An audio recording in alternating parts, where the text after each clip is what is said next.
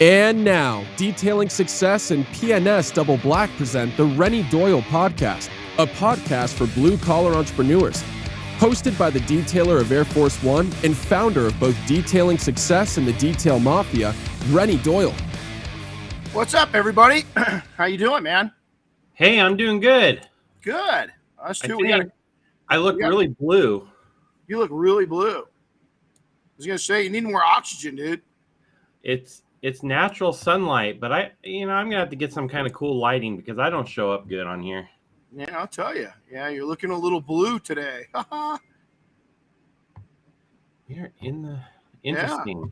Yeah, it's okay. I'm having troubles with Rod and Jody. Uh-oh. Well, that's not cool. Well, I wonder if they can't. We'll sit here and chat a little bit and see if we can't get them on. If not, we'll punt. Huh. So I got some questions that I was going to ask them, and we'll brag about them, and then we'll bring them back in. So we'll just go over the questions I was going to ask them. But so a couple good things. I got my shirt on. See that? My Tucker. Oh, that's cool. Where'd you get that from? Bobby. So or you? Was it you or Bobby? I got two of them. Oh, that was from Bobby, not me. Yeah. And then I'm wearing a Seiko watch. Check this out. The last time I bought this, I was early 20s. So I was, 22 maybe. Oh, look at that. They got here. There we go. And I found it. I was searching through a bunch of stuff. And this is the first time I've put this on my wrist in probably 25 years. It hadn't been moved. It started right up. It's keeping time. It's going, and I was blown away. So I got there you go. I've got old school with old school on, but it's a new old school. So Rod, Jody, what's up, guys? Speaking of old school, morning. How are you? Speaking of old school, it's okay. It's a classic. Sorry, I thought our internet was on, but it was just spinning. It was just spinning, going join. We're like, why haven't they started the meeting? I'm like, what's up with that? It's like, hey, what's wrong with these guys? So yeah, the internet's pretty helpful these days. I kind of get, when my internet goes down, I pretty much sit here and twiddle my thumbs. Oh yeah, no, it's. I mean, how much of our lives? I mean, a lot less of mine now. I take downtime where no electronics. I just read and. It's actually been really enjoyable. I had a really successful person, and I've said this for a while. Somebody's asked me, when do you know when you've arrived at success? And I said, when I turn on my cell phone only when I need to. My cell phone's on all the time. Mine's not. I turn mine off when I go home after 5. I turn it off when I'm done. Yeah, mine goes to a private mode after 7. And I can't. I got to put it into my own life, and even our kids and stuff. They can get a hold of me, so it's a pretty cool setting on iPhones. So I select just a handful of people that can get a hold of me, but really half the time I just turn the damn thing off. Diane's got hers on. I do that too. You're on my. That would be like.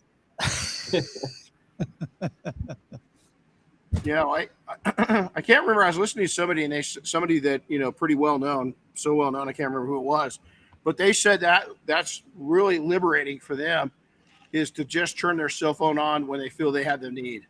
When they want to be contacted, they turn it on. When they don't want to be contacted, they turn it off.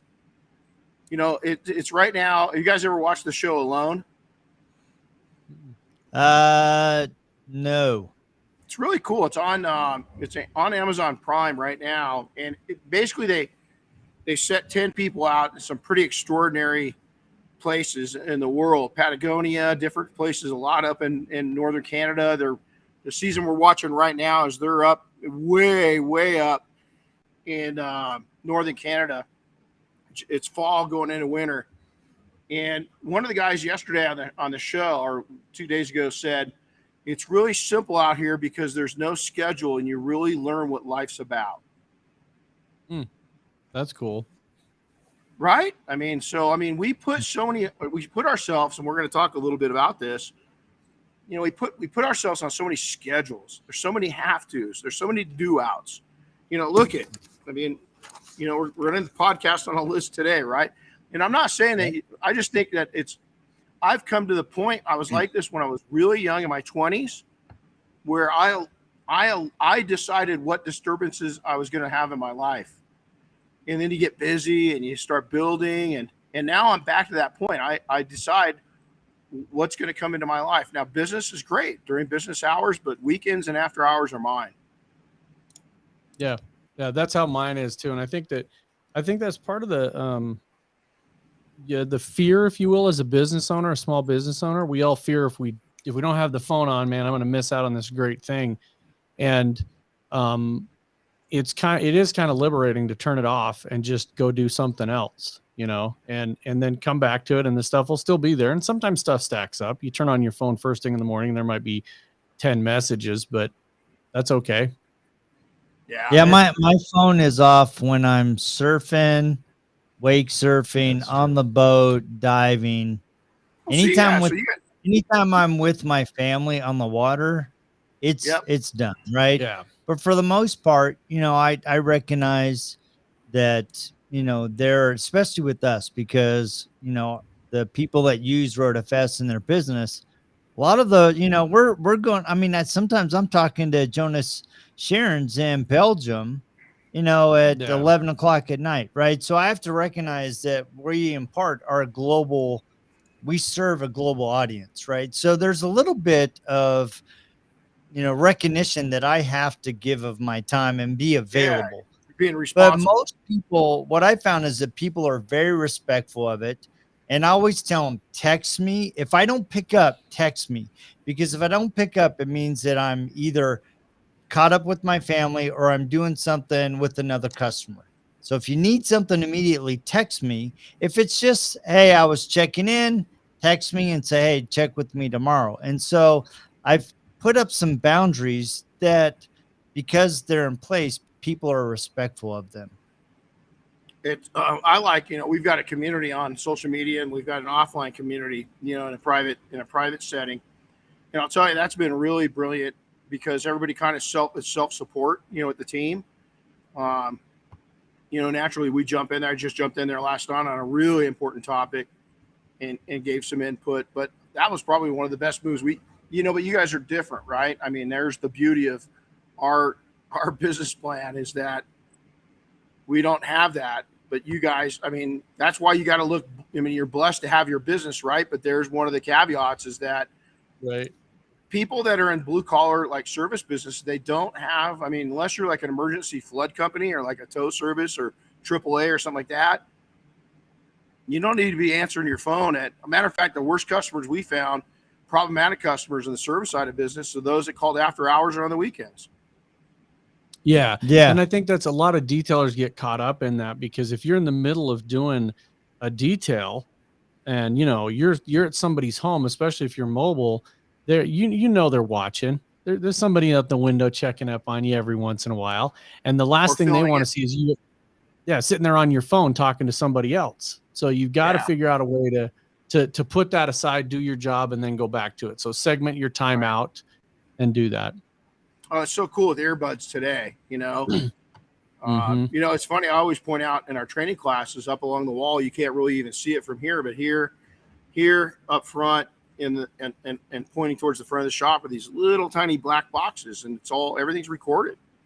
Is that we live in, even some of the cars record what's going on around them now, voice and video, audio and visual, so you're working around a Tesla, somebody can turn it on at any time and just see what's happening around their vehicle, so, but, well, this went a whole different direction. So we're right on. It's funny you guys mentioned earbuds. I got a sad earbud story real quick. So I got my wife a pair of earbuds for Christmas. That pair is no longer a pair. We think she threw one of them out by mistake. Oh, no. Oh, man. Yep, that's part of the problem. They're so small that they end up losing things in your pocket, going through the wash. Darren, our youngest daughter, she also has a similar story, but hers is our almost 1-year-old puppy ate them. Literally ate them. Oh, man. Literally ate them. Well, they might come out whole again. Yeah, good luck. Maybe. Good luck. I'd have been tempted to turn on a song really loud and see if I could hear it through the side of the dog. Yep, they're in there. There they are.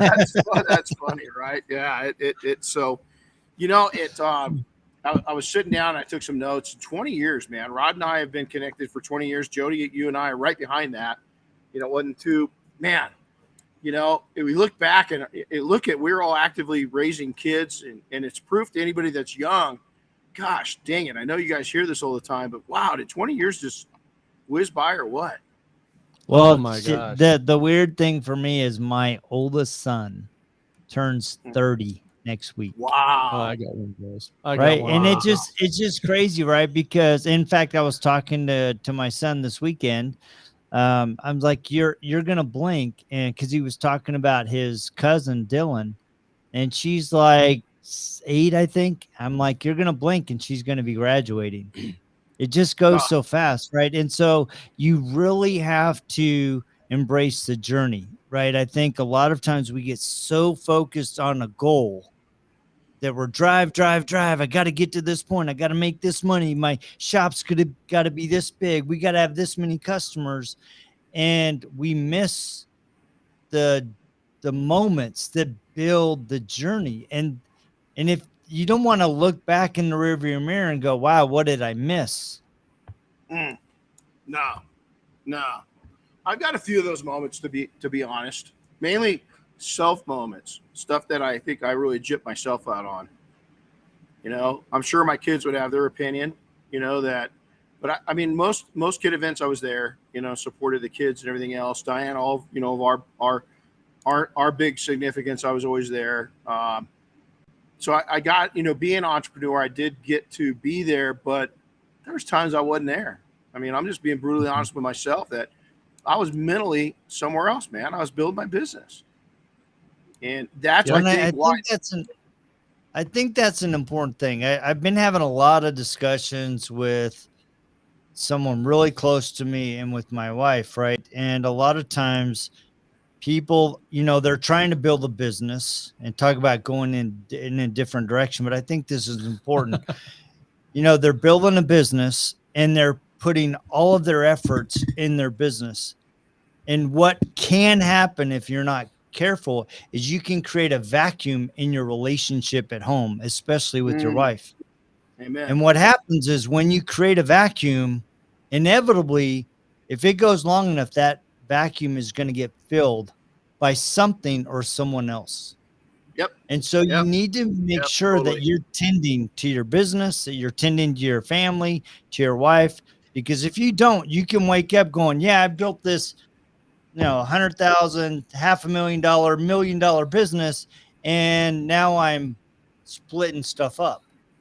Yep. And you'll become a vacuum to yourself. You're going to suck the life and the soul right out of you, you know? Yeah. And I shared it down in Mobile Tech. I kind of let that happen to myself the last couple of years, you know? I'm not blaming anybody else. I let it happen. You know, I should have stood up when I recognized it and literally threw a tizzy fit and said, no, this isn't going to happen, you know? Yeah. And I think that we get caught up because there's points in times where you have to do that, right? There's points in times where I've looked at Jody and I'm like, you know, or he look at me and we'll say, well, it looks like this next quarter is going to be, you know, double down 50-hour weeks, right? And but you can't do that forever. You have to walk away. And the thing about being in a vacuum is it always sucks. So you got to get out of it. And you have to look at it for like Jody said, the big picture and go, you know what, at the end of the day, I got to make sure I have food on the table and I can take care of my family, but we're not all going to be multimillionaires, and that's okay. You know, got to look at what's important to you or what's important to your family. And that's it. You got to do that. Every once in a while, you got to go stand in the bathroom, look in the mirror and talk to the boss and say, are you being the type of person you want to be? Right. But you know, here's the thing is, even if you've got modest income, ask yourself this: could you afford to put $5,000 a year away into a retirement account, a high earning retirement account? Because if you can, and I don't think there's anybody that can't, is that if you can and you do it for 15 to 20 years, depending on what you're doubling down on, you could be a millionaire, Rod. You're just not going to be an overnight one. that's what everybody wants. Is that it's listen, you want, looking, the only thing that on this one is, and it'd be great to get your guys' take on this. I think that if I would have worked a little less, really concentrated on having the right customers, put a little more time into me being happy, therefore everybody around me is a little happier, my wealth would have grown at about the same pace. I wouldn't have hit it quite as soon, but you know what? The bounces would have been quite as tough either. I don't think I would be in a much different situation had I done slow, constant growth, other than, I don't look back and say, damn, wow. No, because I did it. I'm where I'm at. I appreciate where I'm at. I love the fact I did it. But I think there was an easier road, definitely one with fewer bumps, definitely one that would have been better on myself and the people around me. Yeah. And I think that's, so that's one of the things I think that people don't realize is it doesn't matter how much you do, you got to do something. And, years and years ago, the owners, there's 4 of us that own RoadFS and Zenware, and we are all family, basically. 2 of the owners are brothers. One of those brothers is my brother-in-law, and he's also been a friend of Jody's for over 35 or 40 years. So Jody, you're an outcast. You're the only one, no blood there. Or, what? Jeez. No, I've known Jody for like 35 years as well. As soon as he came to Boise, so 35. Hold on, back up. 35 years. Oh, why? Well, you figure out my 34th wedding anniversary is February 18th. Mm-hmm. Dave and his wife, it was Judy and I's first friend as a married couple. Wow. And we were married a year and a half, and then we moved to Boise, and that's when I met Rod. So that you figure I've known Rod for 32 years. Yep. Dang, and so cool. when you look at that and you say there's got to be something you set aside, we did that. We finally 2 years ago, we got to a position where we offered a full 401k with the maximum match to all of our employees. And, we said, look, we're out here building, software so everybody else's business runs smooth, and we gotta take care of the internal stuff. And so we went, for us, it was a good stretch and to do that. But I think it's been really valuable to get some of these guys to understand that. We've had some, they were very young when they started with us. We've got employees that have been here 10 and 12 years. And, they started out, now they're married, they have multiple kids, they've bought homes, now they got a 401k, now they got some gray in their hair, and we're watching employees grow up that have been with us, which is amazing to say, but have been with us for more than a decade. And to see that kind of commitment to us, so we always try to give back, because like you said, at the end of the day, it's a slow growth. There are very, very, very few people, a percentage of people that make millionaire overnight. But like you said, it's a slow thing. And I think I see that in the detailing industry a lot. A lot of people want to get there super fast. And I look at some people that I personally, there's a lot of people that are successful, but the ones that I personally know that have gone to success, you got Justin Lobato, you got William Lara, but we've watched them progress at a rate that makes sense. And it's a natural pace rate. Yeah, Justin's story is phenomenal, and I've talked to him quite a bit about it. I'm actually doing a blog article for the IDA with his collaboration about it. Williams is the same way, but I watch so many people that start out and they detail for a year, and then they're like, okay, now I got to get a sponsorship from a major company, and then next year I'm going to have my own line of products, and then I'm going to be the coding king. And you're like, in business in general, more businesses fail because of growing too fast than growing too slow. Yeah. So you got to be calculated. You got to be smart about it. Put things in place that help you grow your business, right? I am not an attorney. There's no reason I should be doing legal stuff. I'm not an accountant. I shouldn't be doing accounting. So you got to outsource the right stuff, Yep, totally. It's, I think this unnatural fast-paced growth, I dig it, and I was guilty of it, but I also had enough business sense and enough wisdom and enough wise people around me to back me off and to not hurt. Some people just go into it and they can't recover, Yeah. Hard. It is hard. They get these But big shops. this is a really good time for detailing. I mean, detailing, you, and I know this sounds, like old man stuff, but it is. But if you think back, I was talking to Sheldon Kay and Kevin Hillwood at MTE, and I said, think back to 2007, 2008, when we would go to the Mobile Tech Expo, and there were maybe a half a dozen to a dozen detailing vendors in the center of the room. Less than that. And we would watch half Like naked 6. PDR guys running around in the thing. And Jody and I'd sneak into the motel across the street because we couldn't afford to be in the motel. And we'd sneak in and say, oh, we're part of MTE, and go hang out in the hot tub. And I mean, detailing was this little tiny thing, and it wasn't in the world. It wasn't. But as far as the shows went, and as far as its recognition, and now you look at it and it's a whole new world, man. It's crazy. If I look at your shop right now in the background compared to that little tiny shop you had up off of Cole Road in that one day. Absolutely.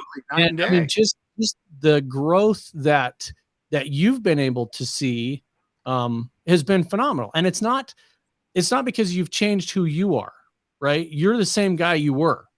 It's just that your goals have changed and your priorities have changed. And I think, personally, looking back 20 years ago, you're more committed to your family and your personal growth, and the business is taking care of itself. Whereas 20 years ago, you and I had a conversation in your kitchen, and we were both killing ourselves to try to, how do I make this business go faster? Right. I mean, it's just what happened. I remember that talk. Well, it's funny because you could fit I had 3 other shops. You could fit all 3 of my other shops inside of this one, and still, I believe it. And still have a storage space. But I didn't start here. We had you didn't get to see our Sun Valley shop. We had a really nice shop over there, but it was still very realistic. And it really, so I see some of these shops, they're doing incredible. No worries, right? They've got their debt ratio is low, and it doesn't matter. They have these because they're just killing it. But then you get these other shops that, they're somewhere in the Midwest, and their average ticket price is $300, and, they got a $6,000 a month, lease payment. And I'm like, how is that monetarily working out? So, you talked about MTEs on, your take on it. I remember those days. Our first year was 2004, but I didn't even meet. Here's how much it's changed. I didn't even meet anybody. I didn't know there's detailers that went to it. I was so disappointed in that show I wouldn't come back. Well, then we met. I don't know if you guys remember this, Dan Eckelberg. We're going to bring him on. Dan started up Mobile Works based out of Boise. And it was an online forum. And Dan and I decided to go down in 2006. I'd met Dan. I was still living over. We're in Sun Valley, and Dan and I went down there, and that's when we met. We met everybody, and I talk everybody 6 people, Yep. And then we met you guys the next year. We talked, and we went down there. There, including the detailing vendors, there was, I'm not kidding you, a dozen dedicated people. 6. And it's funny because as we've seen the software, because we've always been there for software, and as we've watched that evolve from that point, at that point we were trying to explain to anybody why they needed software, what it would do for them. And now the advances that we see coming in, I mean, we would add, you'd add a feature every couple of years. And now it's like, what are we adding this month? And well, let's face it, I hate to be this way, but the average detailer couldn't spell software in 2000. No, and that's true. I mean, that is very true. I remember having conversations with gentlemen, and they're like, yeah, I don't need that. You know what? That's not going to benefit my business. And that was probably the first 4 or 5 years. I mean, it wasn't until 2000 and probably 15, 16, where we started really having some meaningful conversations. I mean, we had some early adopters, which was great. Right. And they helped us understand the business. They helped us understand a way to approach different businesses with the same software. And so, we were kind of leading the charge and trying to convince people that they needed, almost twist arm, dude, you need to slow down, take a look at this. And I remember kind of the year that it shifted is Rod and I were at an event, and we had our little booth, and one of our signs said it had an integration with QuickBooks. And literally the lady grabbed her husband's arm, sat him down and said, if this integrates with QuickBooks, I want my weekends back. So talk to them. Wow. And that Hey, was so I when got started real quick. thinking strategically. Okay. You guys hear that? Yeah. Okay, that's Charlie Brown, teacher. Ask the teacher. So me being ADHD, that's what I used to hear. That's when the teacher was talking. That's exactly what I heard. So you just said something, Jody, and I got to get Chris to get his wife, the teacher, involved, because again, all I heard was that was me in class, right? So now, Chris, early adapter or early adopter? What's correct? You got to ask. He's an early adapter. Oh goodness. Okay. I mean, adopter would be correct for bringing on software, right? Yep. Somebody that takes it on. But an early adapter, we look at that as somebody that changes the way they're doing business to adapt to a new environment. I had, because I know we got some smart people on here, but the smartest one is our wives. Well, that's definitely true. And so Chris's wife is a teacher. So we've got to take and find out, because Jody, I'm with you and I use it different ways.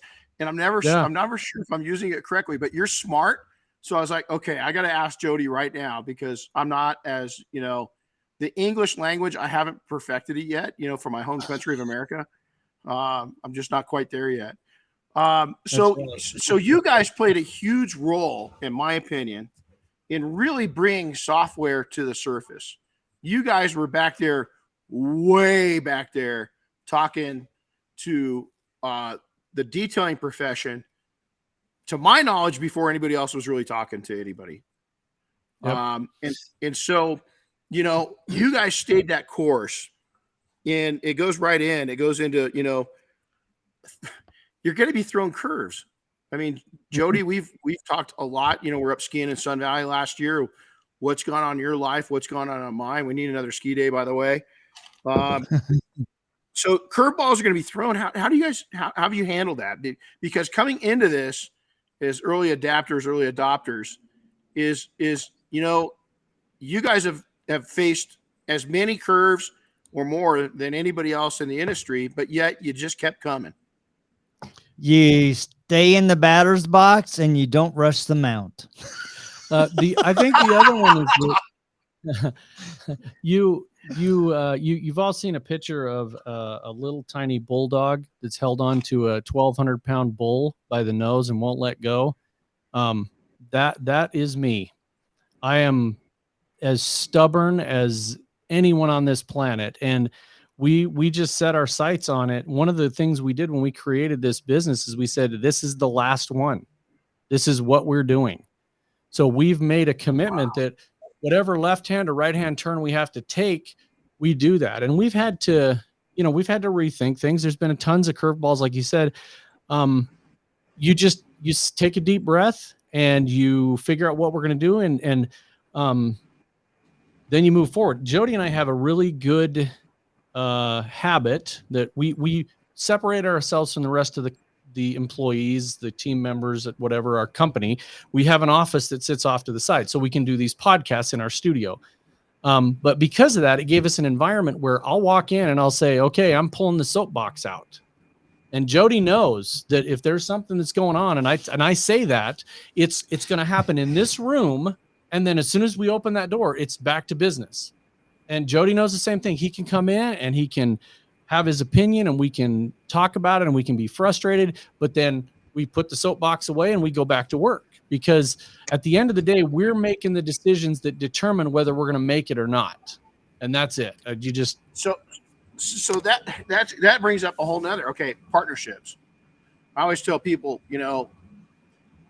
partnerships are tough. 50% of the marriage partnerships fail, How the heck have you guys managed, to keep it? Again, you're not only getting curveballs thrown at you guys, but you guys are early up the bat with software. You're getting a lot of no's, right? You stay in the batter's box. Don't rush the mound, as you said. I love that. But not only that, but then you've got partnerships. So how does that work out? Because, there's a lot of people, life's getting expensive. And so you're seeing these people come together and build these nice businesses, partnerships, but kind of spooks me. How have you guys managed to make that work?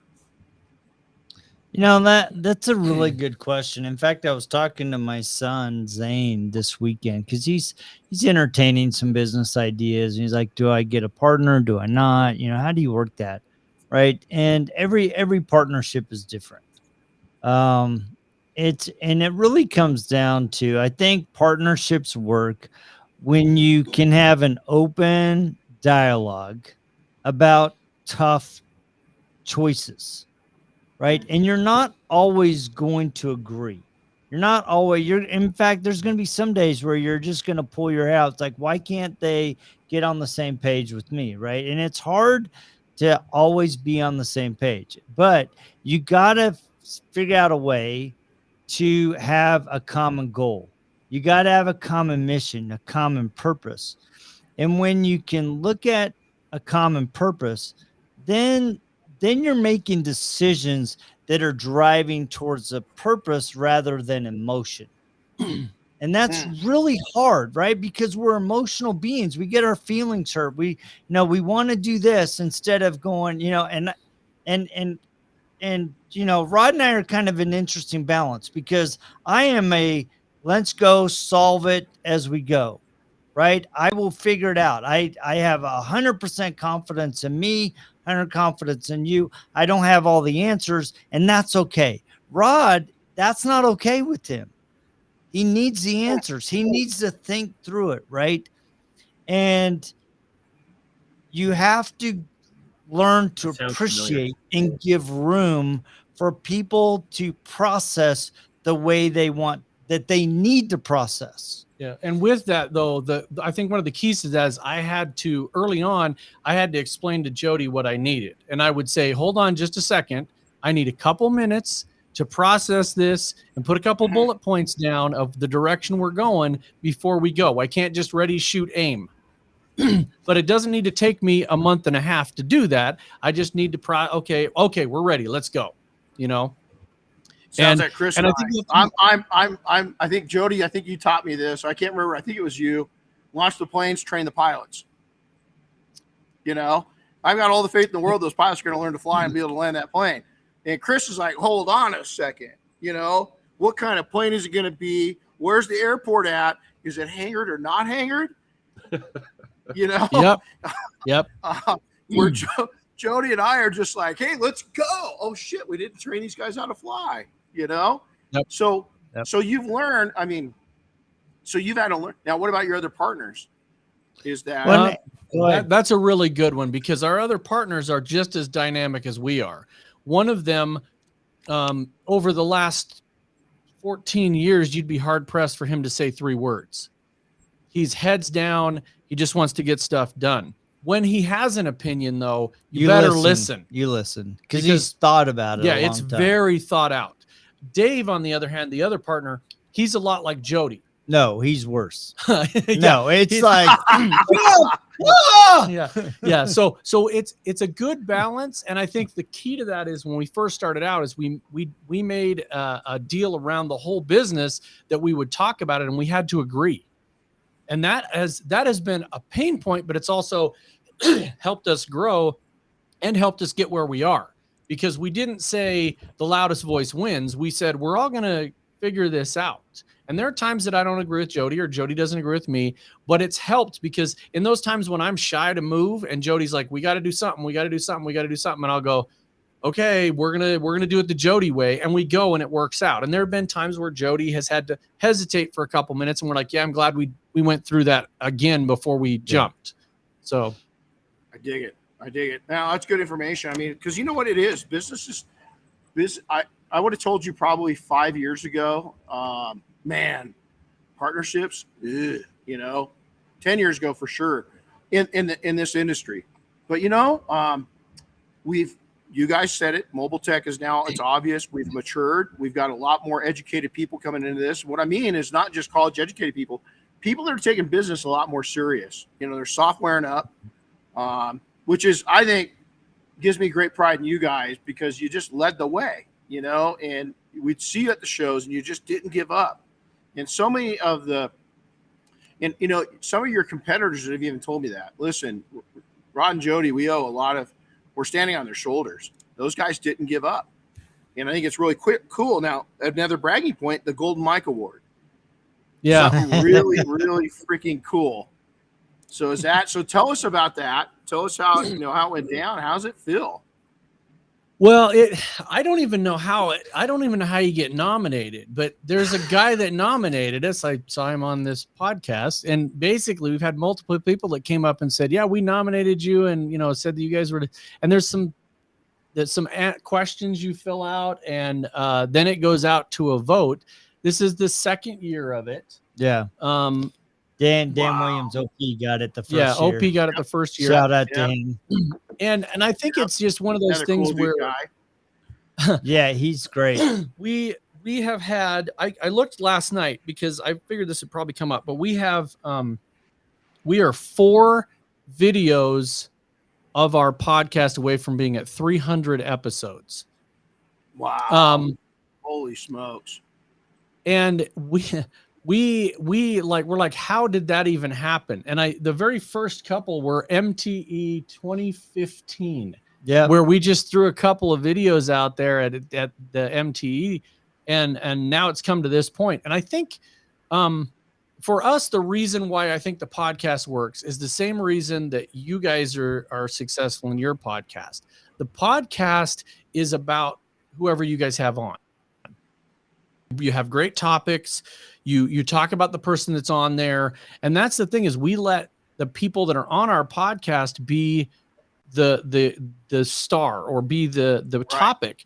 And I think a lot of podcasts that you've seen come and go is, if we just had a podcast and all we talked about was our software, there would have been like 2 episodes and we're out, nobody would watch it. So, and that's kind of been our whole philosophy on business, but the podcast was easy. Jody's background, he was in radio in California for years. He was a radio DJ. Hey, Chris, have you heard his radio voice? No. Oh, it's on all the time. You can tell all the time. If you watch the videos, when Jody does his radio voice, his eyebrow lifts up. So if you see his eyebrow, come on, Jody, you got to give us. I tend to do that. Yeah. My wife teases me all the time about the eyebrow, and I don't even know why that happens. It just does. So. I just, every time he does it, I want him to go, thank you very much.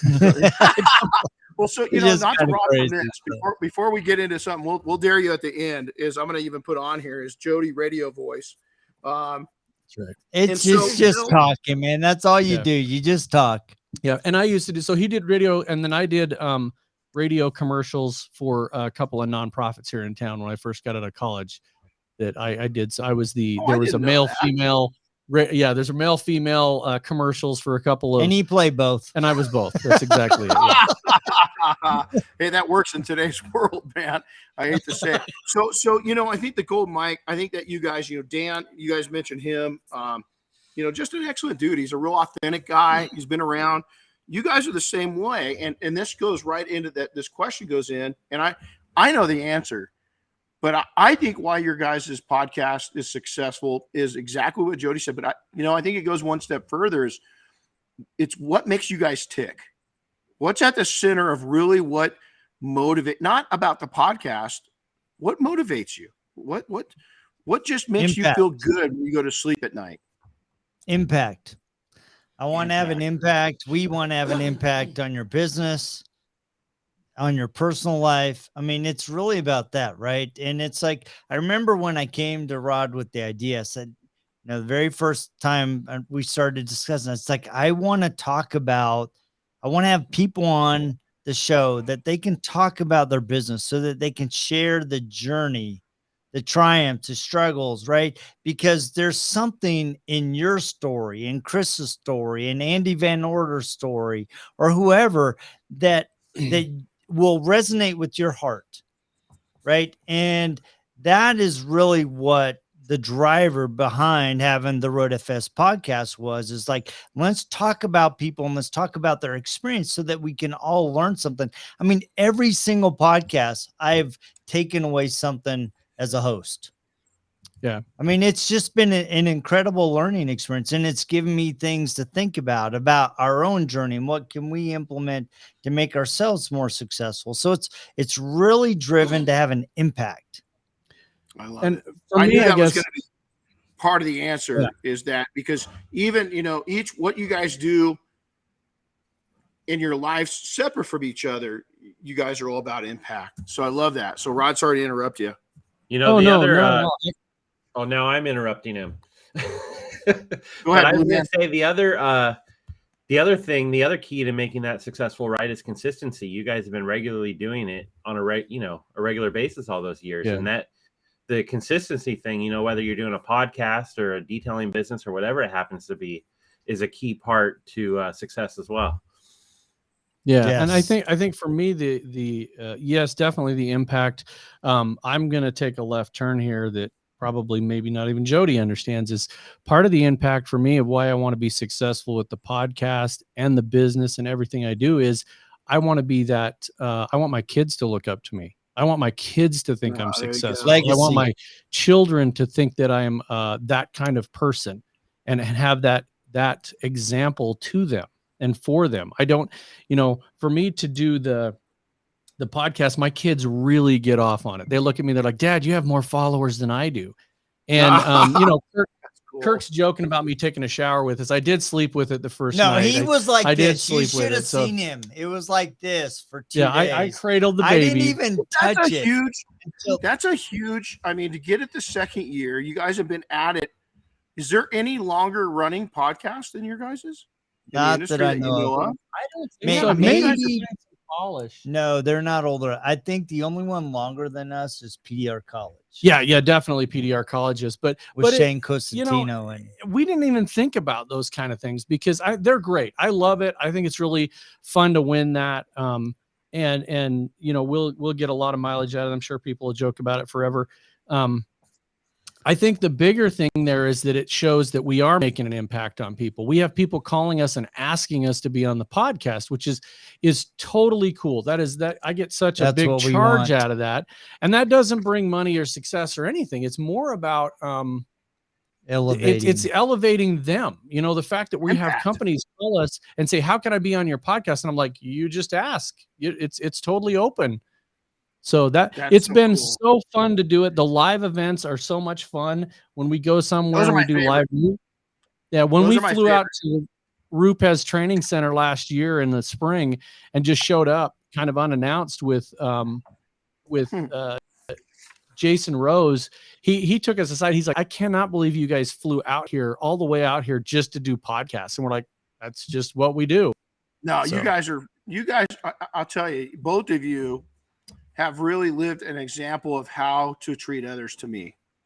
Is that you're an influence on me. I always I'm trying to hit your mark, as I think that you guys set such a great mark for everybody, not just software, not just suppliers or manufacturers, but all of us.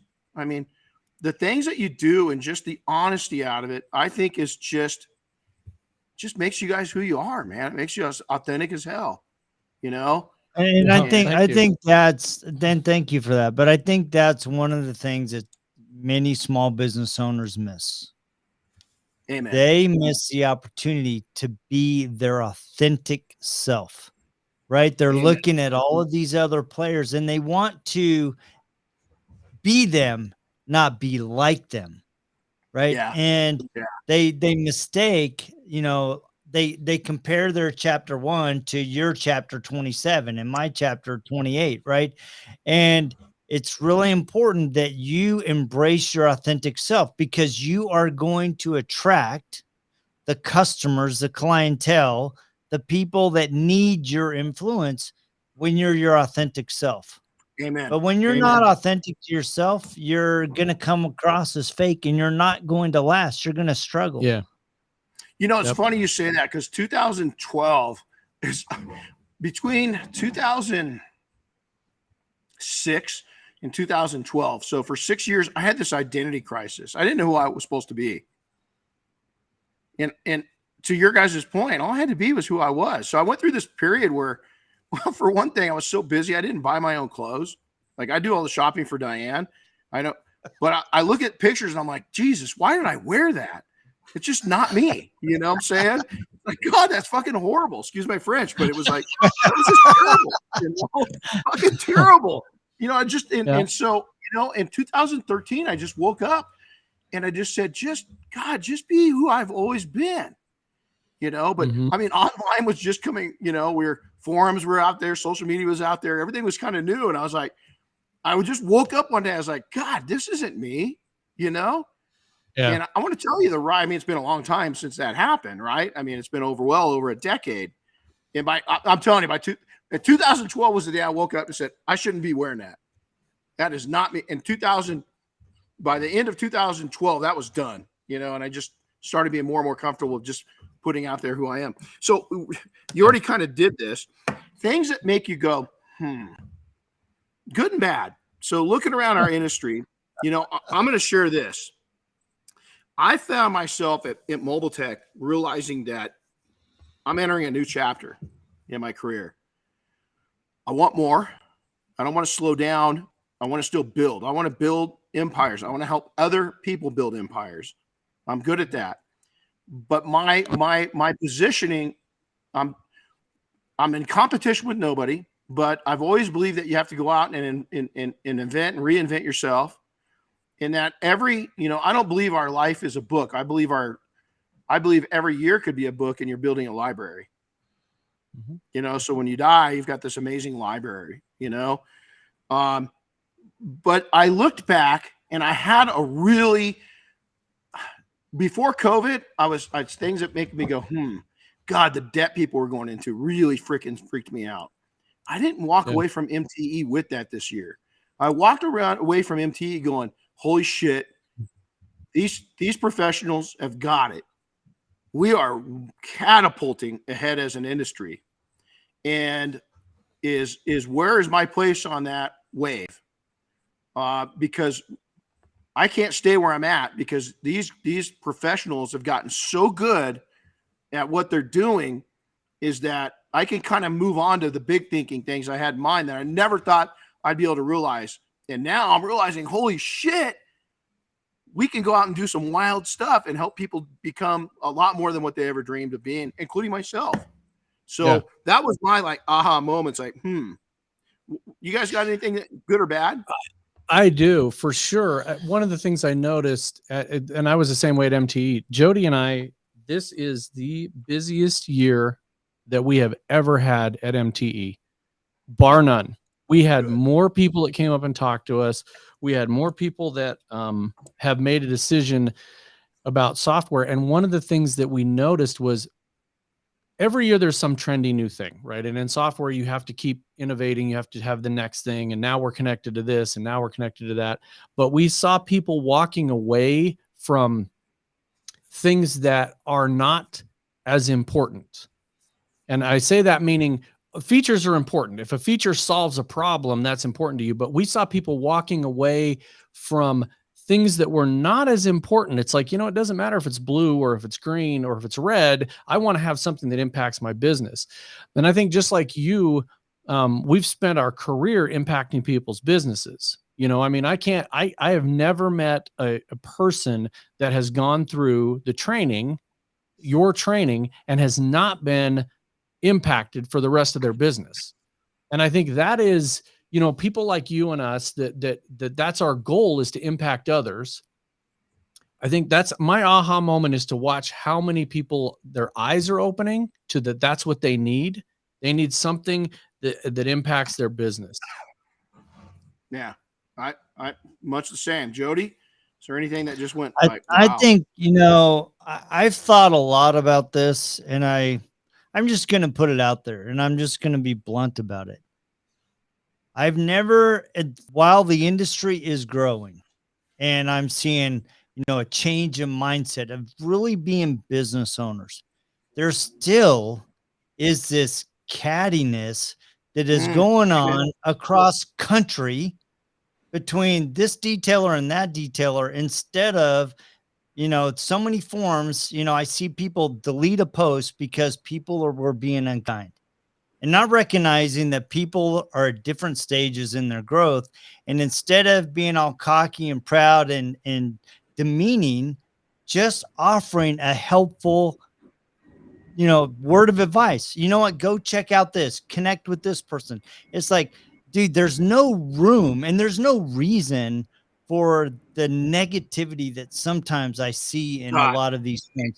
And I've been in other industries. I've been in radio. I've been in business as a business consultant, as a salesman. I've never been in an industry where people cut each other down and just crush them. Right. And I just, it's like, if you want to see a change, be the change. Right. I see people criticizing the IDA and discounting what the IDA has done for the industry. Don't complain in an open forum about the IDA. Get involved in a committee. Get on the board. If you want to have an impact, get involved. Don't sit there and bitch and moan on the sideline because you don't have all of the answers that you expect to have. Those are the same people. Those are the same people that are always taking withdrawals out of everything, though. They don't know how to put deposits in their short term. On the flip side, I see so many great opportunities for business owners to grow and build their business within these forums and within learning how to leverage social media to talk to their customer. I think a lot of times one of the things that trip people up is that they're talking to their competitors with social media instead of their audience. And man, I think about Brad Norby. Brad Norby does a phenomenal job of going, this is what I'm doing, but this is why I'm doing it. And this is how it will serve you as my customer.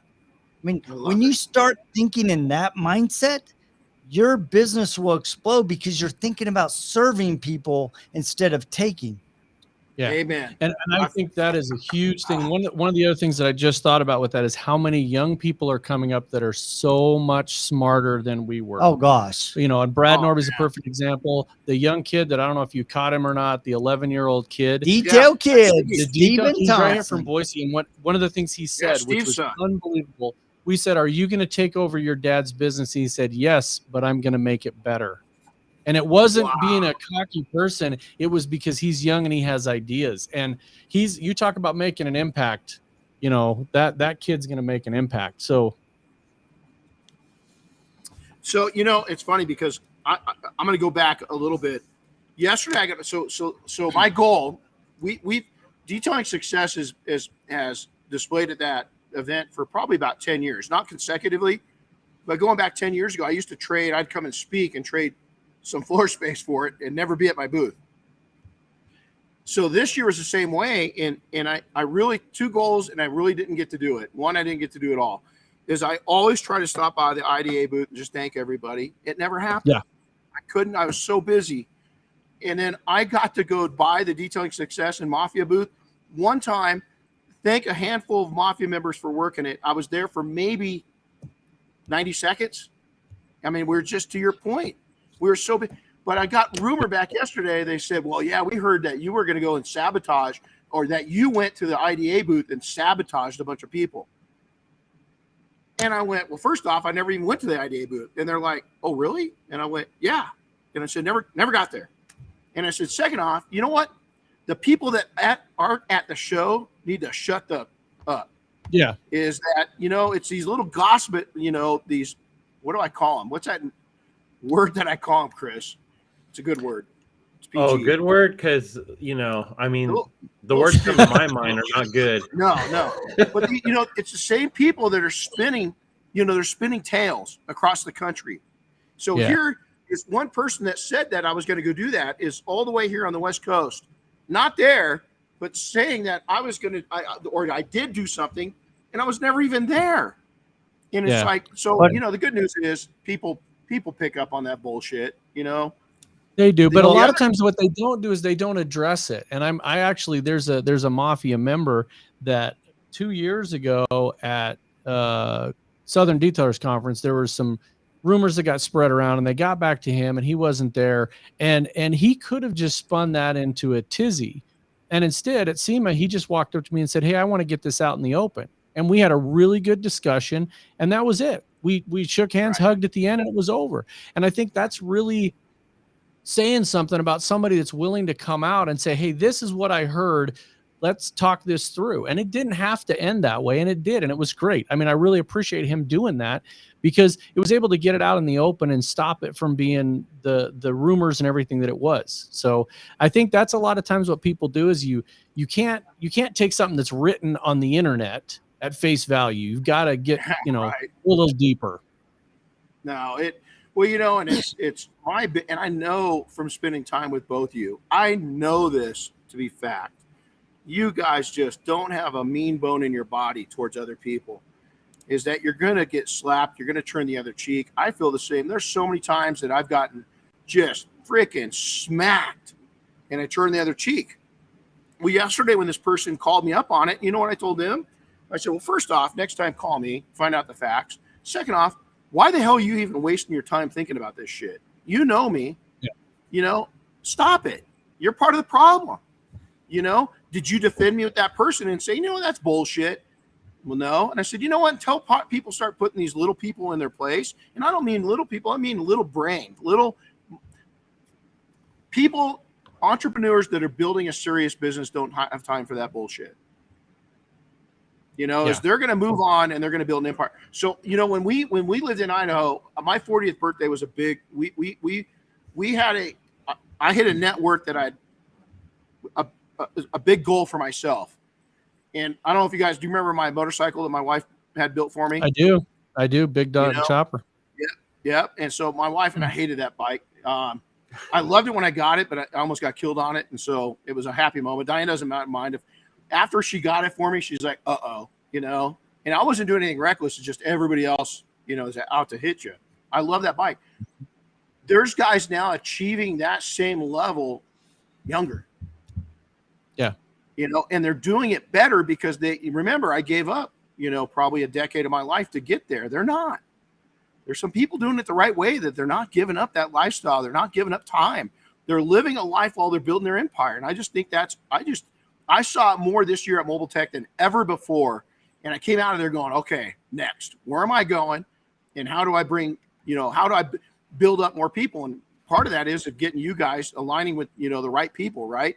And making sure that we get the message out there that, man, you can do this, that everybody can I think one of the things that's really exciting for me, and it really hit me mentally, it made me really think about what I'm doing, right? Because I spend a lot of time listening to podcasts, reading books, right? Because I'm investing in myself. And I think, I was really excited by Steve Thompson, this little ad detail kid on Instagram. He literally, if you go out to his Instagram, he's literally on the way to school. He's watching videos on how to really use the flex and learning all the little details about it, right? I think about Brad Norby, who's doubling down and investing on the nuances of social media and how to connect, right? And it's like when all of a sudden you as a business owner start investing in yourself and going, all right, if I can make myself better, my business is going to be better. Right. And I'm going to have a greater impact on those that are on my team, but also I'm going to have an impact on the customers I serve, and I'm going to have a better impact on the industry as a whole. And part of that is balance, right? So Rick Kolb with MTE, he was there one day, the other day he spent with his family. He balanced it out. He was able to see what he wanted to see at MTE and spend some really quality time with his family. And I think that's what a lot of us are not doing, is the other part of our life. Is taking care of the whole thing. Chris Lee out of Oregon, he went and entertained himself at Disney World. He took a day off. He didn't have family there. He didn't have his wife there, right? He just wanted to escape for a day and go. Dude, man. I mean, how freaking brilliant. I mean, that's a guy right there that understands balance, man. I'll tell you, there's not an hour that goes by that I don't think about my business. Now, it might be for 5 seconds. My mind's always there. It's like an app on your phone. my alerts are always going off. It's if I decide to act on it. Most of the time I don't, but it's there. Yeah. So do I take a day off? No, man. I think anybody that's passionate about their business probably is the same exact way. I'm not unique in any way, but some people just can't control it, and it just overthrows their entire life. And I was there for a short period. You know, my Steve Harvey always says it. It took his 30s to fix his 20s, and it took my 40s to fix my 30s. You know, and in my 50s, I've just gotten better and better at it. So, you know, life's crazy. I want a simple answer for this one. We'll wrap this up. Life's really crazy. There's so much nutty things. You know, Chris lives right in LA. I live on the outskirts, 3 hours, 10 hours if it's the wrong day of traffic. I feel myself kind of, and I don't watch the news. I'm very careful on my input, but I feel the stresses of the world here are getting really cluttered. Is that we've got a lot of people. It seems that, I don't know, there's a lot of hostility. You guys live in Idaho. Is it any different? I mean, is life still easier? I spent many years of my life in Idaho. Back then, Idaho was not as complicated as the rest of the world. You know, when we moved back, you could feel, even though we live in a great little town, it still had the influences of LA. What's going on? Is it hitting the rest of America, or is it still a little bit sacred there in Idaho? I think it's everywhere. Yeah. Right. Everywhere. I think personally, I mean, you can look at negativity on anything, politics, economy, all that stuff, right? Instead of just going, all right, what am I going to do to build my own economy? What am I going to do to build my family? What am I going to do to serve those that I'm called? Right? It's easy. I don't know why, but we all have a natural tendency to the negative. Instead of going, all right, what can I do to build? What can I do to create? Right. And I'm like, yeah, that's a problem. And I get it. You know, I want to hear about it. But dude, let's not go in circles about it. Let's go, all right, this is a problem. What are we going to do to move forward? And I think if we get more in that mindset of what can I do to build my own success in my own little world, that is going to ripple across those that I love and those that I serve. Oh God, great answer. I've come up with a simple thing, and I've shared everybody since January 1st. I just say glass half filled.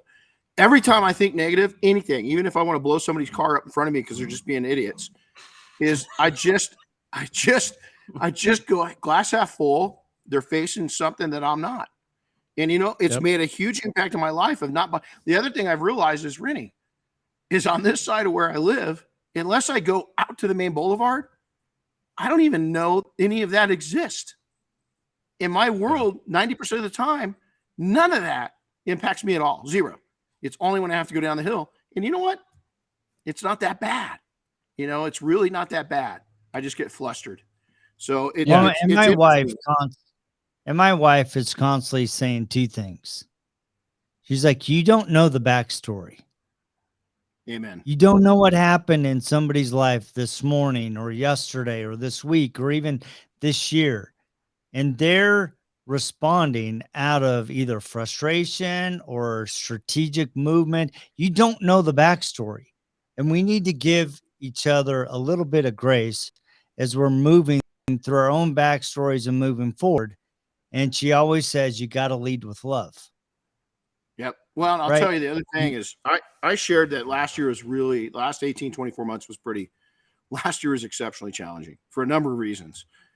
My wife was badly injured. She went through, she's had 3 major surgeries and 1 major injury in the last 2 years. We almost lost my dog. We almost lost my brother. We almost lost our daughter. That impact was just, I don't even like thinking about it. Right. And I can tell you, when people are going through challenges, the one thing I've realized is coming up to them and saying, hey man, are you okay? Not the thing to say. Hey, how you doing? Because what I found out is never having that challenging of a year, and thank God I've never lost a child, but as close as we came to losing her, is I felt like saying, no, I'm not freaking okay. Yeah. And so somebody approached me at Mobile Tech and says, I've kept you on my mind, man. I know you're going through some things. God, what a great response. I just reached out and I gave him a big hug. because when you say, man, are you okay? It's almost like something's wrong with you, you know? Yeah. Does that make sense? And so it's no fault of anybody else, because I did the same thing until my life got into a situation. Now I understood where people are coming from. I didn't understand before. So listen to other people. When you're around people that are really going through something, just say, hey, man, I'm here for you. You know, I know you're facing some things. And if you ever need a chat, let me know. That was magic to my ears. It really was. And so, you know, the other thing is being able to block out, and it's okay. Your space is your space. Don't feel bad for protecting that space. It's like airspace around an aircraft carrier. That's that fleet space. Nobody's getting close to it. And I've really become to look at that as my mental space on loving people is I've got to be very protective. That means I can't let the negative stuff stick around, and I can't be involved with rumors, and I can't be involved with repeat offenders. And so I think one of the things that every business owner needs to learn is that you need to give yourself permission to say no. Amen. Really it's okay to protect some time. Yeah. And permission's a good word there. We go off this statement of don't give someone else permission to affect your emotions. You have to give them permission to go in and affect you. Don't do it. Just stay who you are. One big thing that I really did that I used to do when I was in my 20s, and I went back to it and I introduced this to Chris, is I said, hey, I want you to go put in every single long weekend or week off that your wife's got, because those are light or off weeks for you, is that you need to spend time. And then you know what I did? I went and did blackout dates. And if it's a little local event that I can support and kind of go down the hill and come back up, I'll go do it. But if it means travel, no, they're blackout dates for a reason. They're my time. And I put plenty in. There's no reason to go any harder than what I go right now. And it means that I'm going to be on the road about half as much as I was last year. But the other thing is I'm filling those voids. We're doing a lot of research right now and a lot of content. We're pushing, making notes as we speak, because Jody, you said it earlier. There's never a time that you don't, learn from your guest. Here I am taking notes from what you guys are saying. So any updates with software? So anything you want to share? Run down the list for us real quick. This last year, we've rolled out a ton of stuff. So we have online scheduling. And then the big thing that we rolled out at MTE is we actually can make an app for our customers. So let's say Octane Detailing uses RoadFS. I can produce an app in Chris's name, put it out on the App Store, and his customers can download an app from Chris that has schedule and services and in-app notifications and all of that. And we figured out a way to do that. That's never been allowed, to reproduce the same app over and over, but we figured out a way to do it. And now we can produce an app for your customers. That's huge. Well, you gotta get on this. You gotta get on the list for that. So we're putting the final touches on that. Yep. So there's a RoadFS. I need an app link, and if you want to get on the list, we're getting them lined up. So there's a little bit of work we're still finalizing, but we're right there, man. It's super exciting. That is. That's cool. And then how do people reach out to you? How do they get in contact? You go to roadfs.com, at Jody Sedrick, at RoadFS, or at Rod Puzey on most social media platforms, YouTube, Instagram, Facebook. We're everywhere. Just look for RoadFS anywhere, you'll find us. So, and that's the thing is, just look around. We're going to be some live things. We got some really exciting stuff coming up at the end of this month, and then going into the this spring, we're going to do some other live events. We're really waiting for the weather to warm up here in Boise, because we have most of the videos created, but we're starting a new segment on the RoadFS podcast called Bad to Badass, where we're going to be showing some ways to improve the value of your vehicle, and using a lot of local people. Sydney will be on there, the Rag Company, Levi, and a bunch of stuff. So we've got a bunch of videos on that. McDowell's Automotive, just tons of new content and stuff that we're putting out there. So, God, is his kid just great or what? To see a multi-generational business come through that's been an Idaho staple for a long time. It was great visiting with his son, at Mobile Tech. Here's the other thing is I told I'm gonna get your guys' input, and then we're gonna get out of here. Is I told the Mafia we're a multi-generational group, and the industry. This reflects right back on to the industry, is that we're always going to take and honor those that came before us, and they might not be thinking exactly like you do, but remember it's multi-generational. So you've got those original, pillars, so to say. Then you got that middle-aged group that's come up, they're 5, 10, 15 years into it. Man, they're making it happen right now. And then we've got the new people, coming into it. All of our generations are concerned really with one thing. That's helping the newest people be as successful as possible, and to teach them the good, the bad, and the ugly of everything that we've learned as the middle-aged people that are really building their empire right now, and the people that are most senior. Our industry is the same way. Jody, I love what you said. Listen, everybody is new. Everybody asks dumb questions in the beginning. Some still do, even when they're 20, 30 years into it. Be kind to each other and respect that there's multiple generations there, and we're not going to have the same opinion, and just be respectful. And I don't think it comes down to anything different than that, is that no generation, the people that say the older generation sucks, no, they don't. They got a lot of wisdom there. The people that say the young generation sucks, no, they don't. There's some real wise youth coming into this because they're listening to the wise elders that came before them. And stop taking and making this a generational thing and respect those generations. Yep.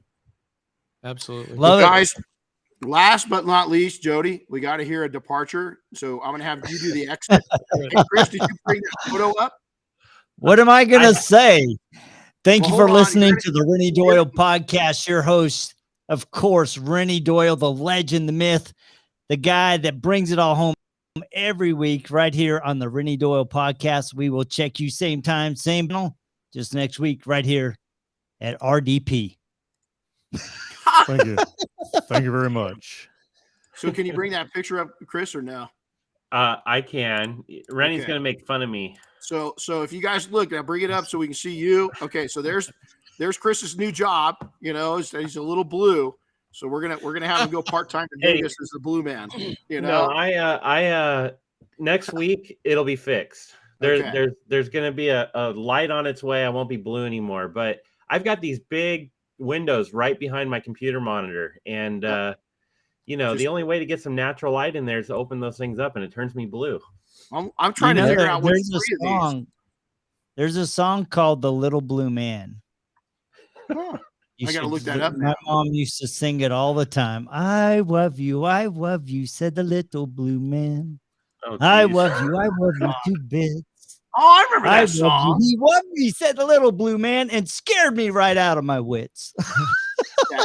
So that one picture of those three, that's the center one of the guy to the left is Chris looking at me when I get too many coffees in me, and so he's like, so hey, it's always great. Congratulations, Golden Mike. It's just keeping with the heritage of Dan getting it, and you guys now you're setting a very high standard for that, and love what you guys are doing. Jody, Carlos, and I are talking about going to Snow Basin in Utah next month, maybe late this month. And so if you want to drive down and meet us, I'll give you the dates. Also, Jason Rose, those that are into off-roading or overlanding, I'm going to try to get a hold of him this weekend. We are planning a Southern Utah off-road trip and camping trip in April. Oh, that'd be awesome. Yeah. That's and fun. So we're going to go do that. And we're trying to open this up to where we have a lot more entertainment. And for that trip, the Blue Man, at least a singular Blue Man, is going to be performing that very trip. So we'll have campfire entertainment with our very own Chris Blue Man Woolman, So, hey, guys, you guys take care. Thanks for coming in. Congratulations. I always love being around you. Let's go to Snow Basin, dude. Let's go ski. Okay. All right. All right, guys. See you later. See ya. Thanks for listening to the Renny Doyle podcast, brought to you by Detailing Success and PNS Double Black. Listen to new episodes weekly, and be sure to subscribe on Apple Podcasts, Spotify, or wherever you get your favorite podcasts. And don't forget to share with your friends and colleagues.